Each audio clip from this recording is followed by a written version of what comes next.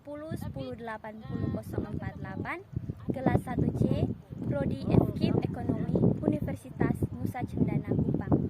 Pada kesempatan ini saya akan membahas mengenai dinamika perilaku individu dan minat belajar peserta didik dengan ketentuan untuk tugas ujian akhir semester mata kuliah perkembangan peserta didik. Pembahasan pertama mengenai pengertian dinamika perilaku individu. Dinamika perilaku individu adalah sekumpulan perilaku yang dipengaruhi oleh adat, sikap, etika, persuasi, dan genetika. Dinamika perilaku individu menurut Craig, pandangan seorang ahli adalah perilaku semua aktivitas yang dijalankan. Dinamika perilaku individu. Pengertian dinamika perilaku individu adalah sekumpulan perilaku yang dipengaruhi oleh adat, sikap, etika, persuasi, dan genetika. Menurut Craig, pandangan seorang ahli, dinamika perilaku individu adalah perilaku yang semua aktivitas mendorong individu untuk mencapai tujuan tertentu. Dasar-dasar perilaku dibentuk oleh kepribadian dan pengalamannya. Perilaku disebabkan oleh karena adanya lingkungan sekitar, dari adanya pengaruh dari dasar-dasar perilaku individu dibentuk oleh kepribadian dan pengalamannya. Perilaku disebabkan oleh karena adanya lingkungan sekitar, yaitu pengaruh dari individu lainnya dan mempengaruhi seorang individu membentuk pola pikir, perilaku, tindakan, dan sikap yang ditimbulkan.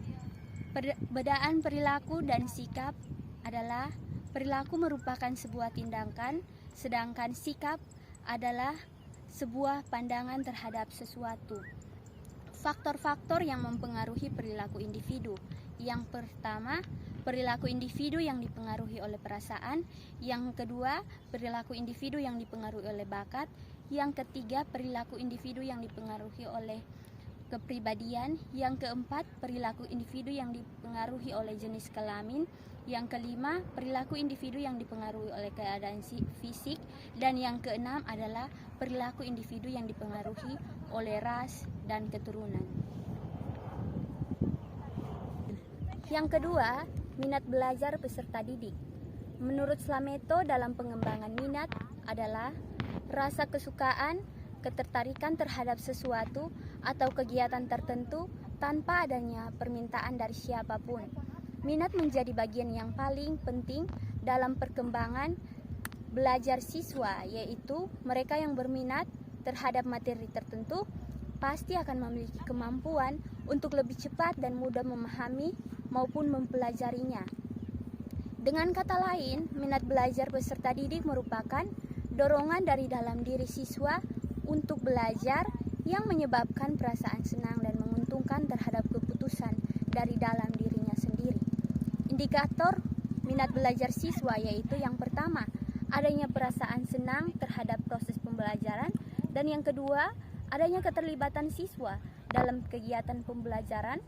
Yang ketiga, munculnya kemauan untuk terus belajar. Yang keempat, adanya pemusatan perhatian dan pikiran terhadap proses pembelajaran. Faktor-faktor yang mempengaruhi minat belajar. Yang pertama adalah perasaan, yang kedua adalah perhatian, yang ketiga motif atau subjek, yaitu daya penggerak, motivasi, dan belajar. Jenis-jenis minat belajar. Yang pertama, minat personal atau permanen dan relatif stabil pada minat itu kan belajar. Jenis-jenis minat belajar.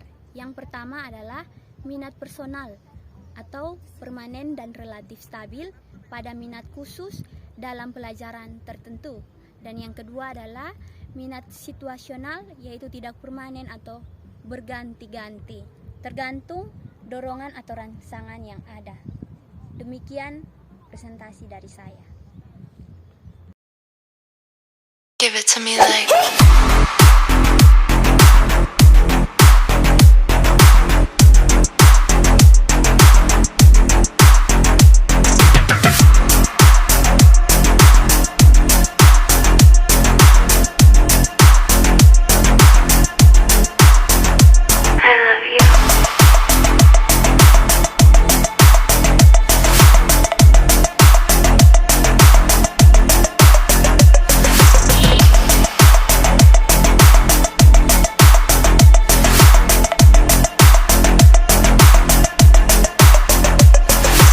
Just got off the phone with the girl who loves you too. Said you're working on yourself, is she helping with that too? You gave her the time of day.